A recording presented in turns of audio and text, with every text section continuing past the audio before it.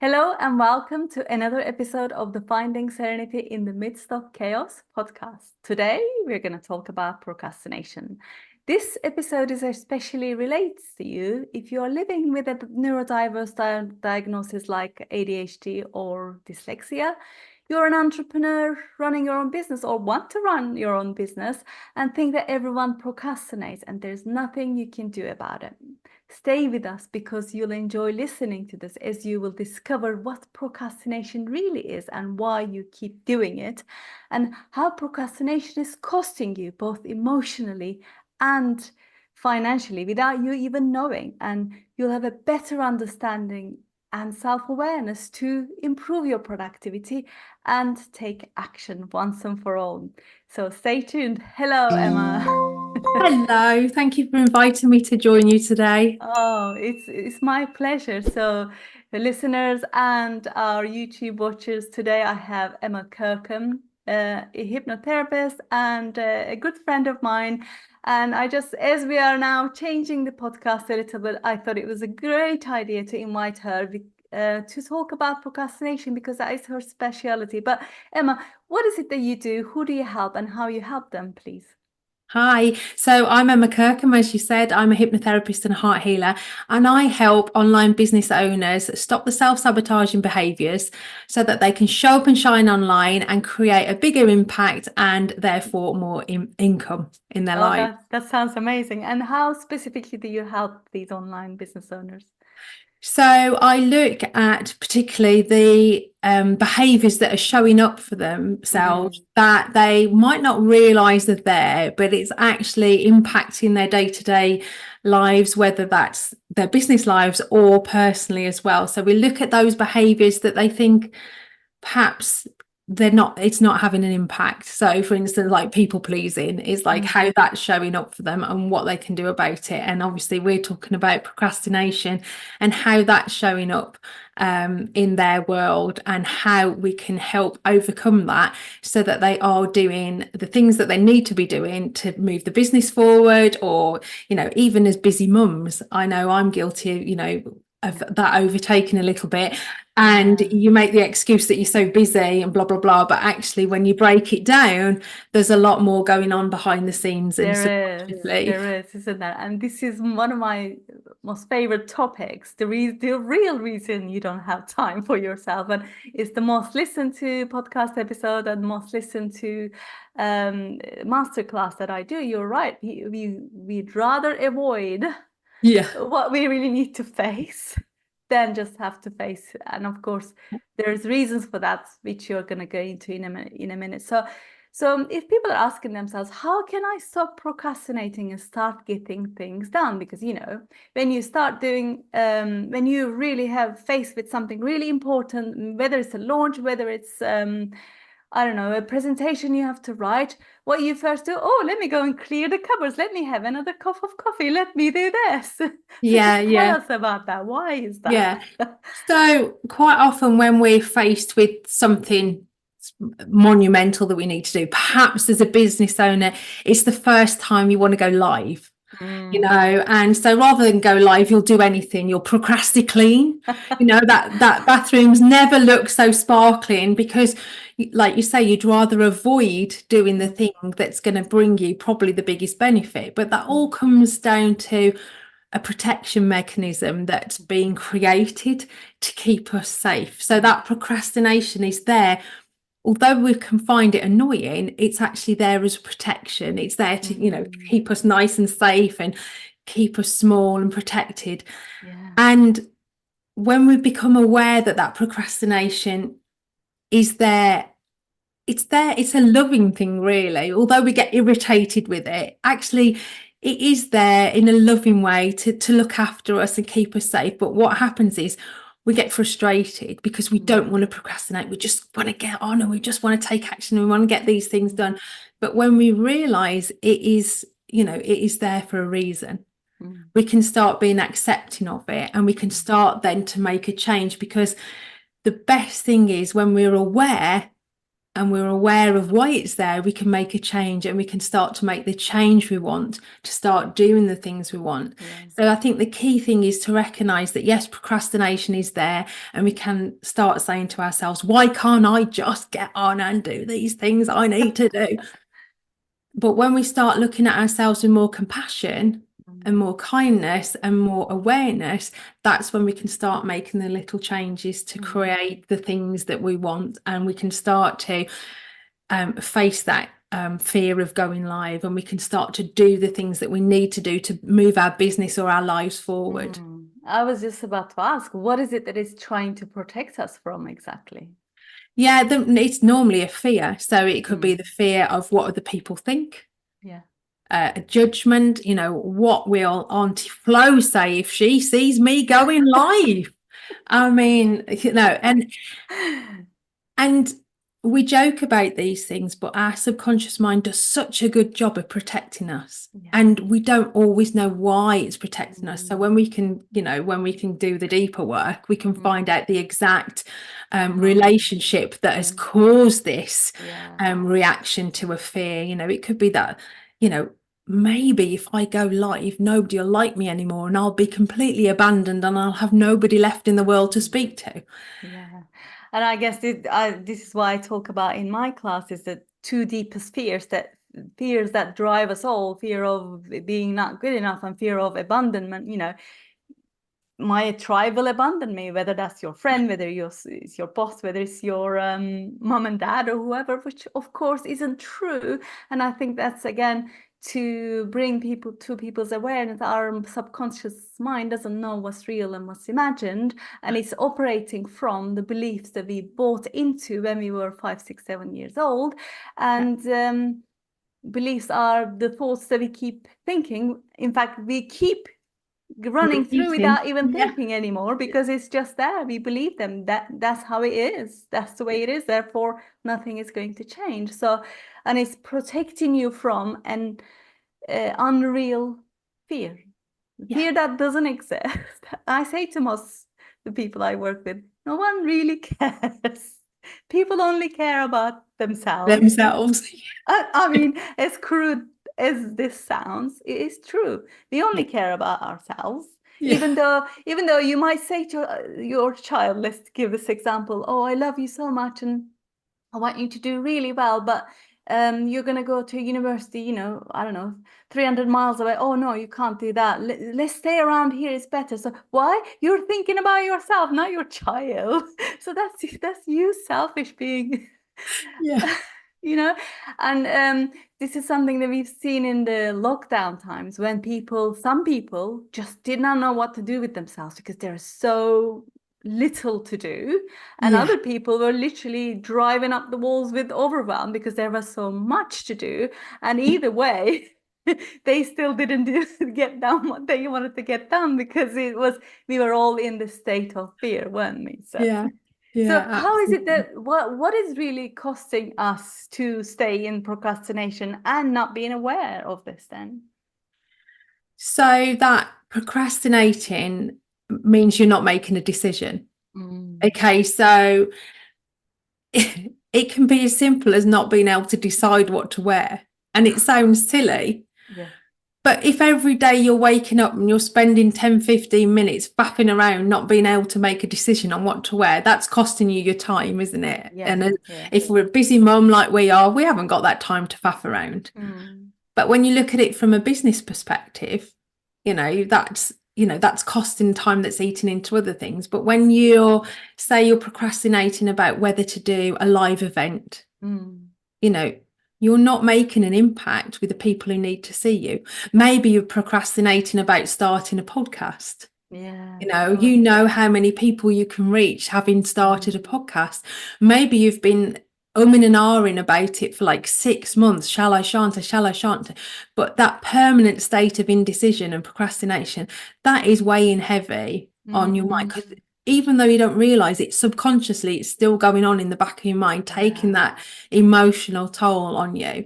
And financially, you're not reaching more people, so you're not creating a bigger impact, which means more income for you. So actually, it's a big big loop of things that are going on permanently.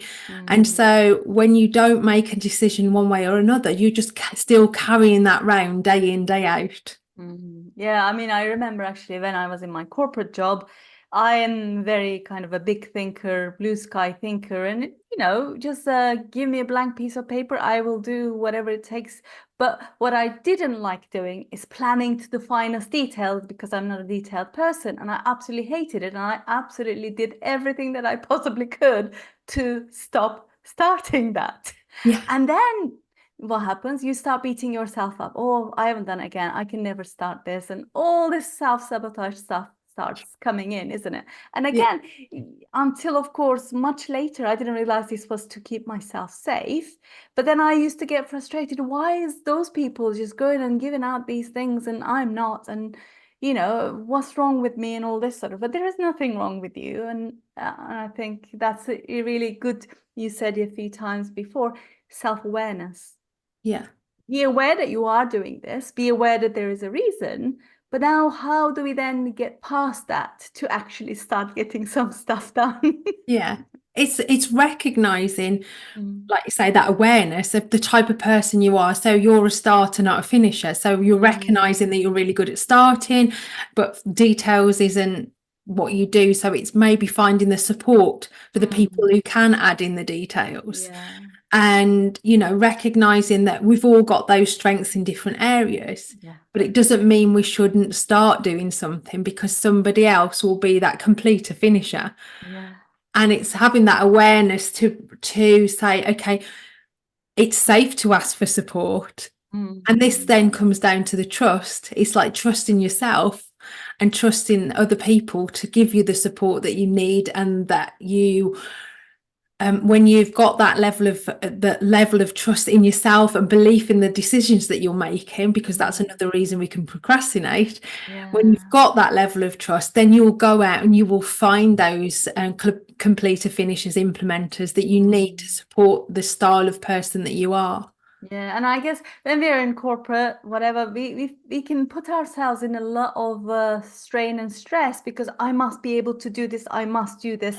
And all you have to do is turn around to your colleague. Maybe the strengths are more detailed, just ask for an opinion, reach out to your boss or whatever it might be to just get over that hurdle because for years and years, literally sabotage myself, but also beat Yeah. myself up. Why wouldn't I be able to just make detailed plans? I hated to write them down. Is it all in my head? I'm just going and implement it. I'll just rather get up and get on and do it than having to write down all those details, if you like. But it's recognizing what your strengths are and not really battling with what your strengths are not, as the case Yes. may be. And I think that's a really critical thing. Like you say, what if I fail? What if this happens? Yes, so many things could happen, but nothing will happen until you start. Yeah, Right? that's it. And recognizing that even if you do fail, if you want to call Mm. it a failure, Yeah, yeah. you can learn so much from that you can take away for the next time that you do something, the next Mm. time that you want to start something. You've got all those little lessons, so that you can implement Yeah. differently the next time that you do something, rather than just thinking, I'll never do it again. And I think that's we've said it at the beginning as well. You're right. Every time we start something new, whether it's a huge thing, whether it's a small thing, our brain makes it a huge thing because it's unfamiliar, right? Yeah. And so that could be just getting up and going to school for the first time. That could be a huge thing. Or getting up, like you say, making a decision to wear a dress to a certain event or whatever. And the more you don't do it, the bigger it will get in your head. Yeah. And all this, whirlwind of thoughts will keep coming in. And this is why my coach says action creates clarity. Take one action, whatever that action is, to decide I'm not going there, to decide I'm not doing this. I'm gonna go and get some help. I'm gonna just make something and make a mistake. Yeah, that's it. That's it. Yeah. For me, what I do is if there's a big decision, I give myself a set time limit. I've got Okay. to have made that decision one Mm, way or the other, if it's a yes or a no, mm, because I know that the longer I leave something, the longer it's going to be hanging around in the back of my yeah. head. And so I'll set a time limit, how long do I want to be thinking about this? How long do I want to be trying to make a decision? Because, we all know the longer we give ourselves, the longer it's going to drag Of on, course. etc., Yeah. etc. So I give myself a time frame. Okay, this is the decision I need to make in the next 48 hours, depending on how big it is, whatever. This is when I need to have made the decision by. And what I find personally works for me is because I've said that, I pretty much decide quite quickly anyway. Yeah. It's almost like kidding my subconscious mind into thinking, okay, we've got Yes. time, we can sit on this. But actually, I tend to come to a decision a lot quicker because I've Yes. given myself that leeway of time. Deadline. Yeah. That deadline, when we used to prepare a big presentation, oh my God, it's 2 weeks ago. Oh, plenty of time. I can do this. Another week. Oh my God, I really need to start this now. 4 days away. Oh yeah, let's go get it. Yeah, the longer the time frame, the more you're prolonging the agony, isn't it? And Yeah, absolutely. something Absolutely. that came to my mind earlier, we've got to learn to be comfortable with being uncomfortable, because some Absolutely. things will Yeah. feel uncomfortable, and that's because of the unknown territory, the new things that we are going to do for the first time. But if you Yeah. already knew how to do it, you would have done it already. Yeah. And this happens when we were learning to drive. We don't know how to do which pedals to press or whatever, but then, and we are nervous every time we start and we make mistakes. But now 10, 15, whatever years down the line, you don't even think about it anymore. And it's the same with everything, isn't it? Yeah, that's it. And we're gonna feel those nerves. We're gonna feel, well, I like to call it nervous-sighted, that mixture of Yeah. excitement and nervous. And I always said that to the children when they were smaller, I always called it nervous-sighted because that energy feels the same in our bodies. Yeah. So Yeah. like rather than saying, oh, I feel really nervous, which can feel negative around Yes. that word, it's like, let's put a bit of positivity on it. It's nervous-sighted, you've got both sides of that going on. And I always found that propelled them forward. And it's something I always remember myself, okay, I'm feeling nervous-sighted about this, but actually let's get the excitement to overtake that nervous feeling, and like let's build that momentum up. Like you say, taking action brings that clarity. Yes. So I guess it's self-awareness, as we said, it's the number one, to be aware that this is a thing that our brain does every time we are having to face an unfamiliar task, something Yeah. unfamiliar. Smallest and simplest of things could cause this big reaction just because your brain doesn't know the difference between what's real and what's imagined, and most of it is imagined. So that we can tick for sure. And second is understand that this is okay, accept that this is okay, and Yeah. almost tell yourself that this is going to be uncomfortable, but don't tell yourself that. Tell yourself, I'm getting better at dealing with feeling uncomfortable. Because what Yeah, we tell ourselves, our brain believes, isn't it? absolutely. Absolutely. And yeah, could carry on, yeah. No, it's about like having those kind of not affirmations, that's not the word I want, but having those sentences ready when we get those feelings coming up so that we can reassure ourselves. Yes, yeah. And almost, I guess it's like a bit of self-comfort, isn't it? Yes. Comfort ourselves, you're allowed to feel like this is perfectly normal. However, Well, just like you would say to your child, if they are feeling nervous or whatever, you would tell them it's okay. It's just going to be fine once you get up and do that. yeah, And you could tell yourself exactly that, because it's your inner child who's creating all of this the worry, yeah, stuff, worry and uncertainty in the first place. So, and then having them both, just take some action.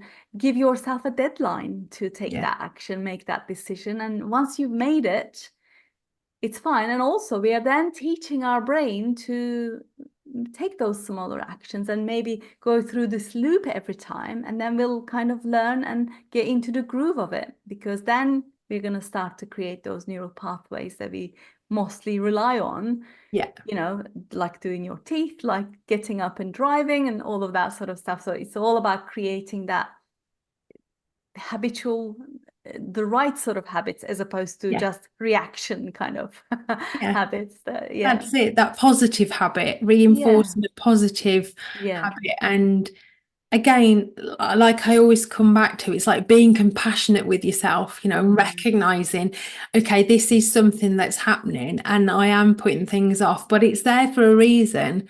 So let's just be kind to ourselves and remember it happens to everybody. Yeah, absolutely. And being not kind to yourself isn't going to help. Anyway, if you keep putting yourself down, then you're kind of your worst enemy. And it all, again, like you say, starts with the self-love and making sure that you give yourself that compassion.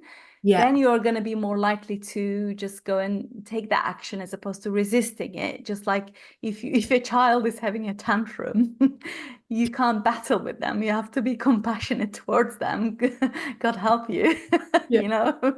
But it's exactly the same. It's our brain is having some sort of tantrum, and just say it's okay, it's fine, it will pass, and we'll deal with this and just take the first step. Because once you take that first step, everything will just come easily, won't it? Yeah. Yeah. All falls into place then. Oh, it does. It does indeed. So, Emma, how can our audience find you and get some help from you? Okay, so what I like to do with people who are serial procrastinators, shall we say, they're putting Okay. things off and they know that it's costing them emotionally and financially. I love to work with them and go into the subconscious mind and find out that root relationship that is caused. So the first time they weren't able to trust themselves, and so it caused that doubt, which often leads then to the procrastination setting in every time something comes along that feels similar to that first time it occurred. So that's how I like to help them. Okay. They can find me on Facebook, on Emma Kirkham. Find me on Facebook, on LinkedIn, lots of other social media under Emma Kirkham, and I've got a website as well. It's learn.emmakirkham.co.uk. So you can find me there as well. Put the link to the bottom of this video and to our podcast show notes. If you loved this topic and if you'd like to get in touch with Emma, please do so. And if you like these topics and want to hear more about these sort of topics, please make sure to subscribe to my YouTube channel. Emma, thank you so much for coming on today. Really loved chatting with you. And I'm sure our listeners and watchers have really benefited from this. And thank you, everyone. And I will see you in another video next week. Thank you so much.